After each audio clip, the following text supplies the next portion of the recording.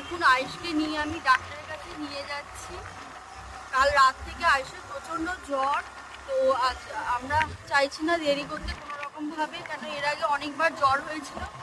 ওকে এতটাই রাতে বাড়াবাড়ি হয় যে ওকে হসপিটালে অ্যাডমিট করতে হয়েছিল। তার জন্য আমরা দেরি না করে ওকে ডক্টর সায়ন্তন ব্যানার্জি বলে উনি ডাক্তার, উনি পেডিয়াট্রিক ভালো, তো ওনার কাছে আমরা এখন নিয়ে যাচ্ছি।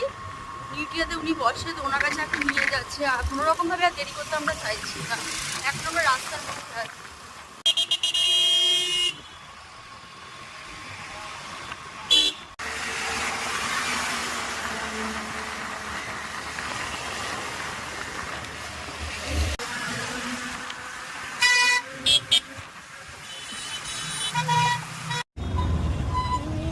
চলে এসেছি নিউটিয়ার সামনে এখন।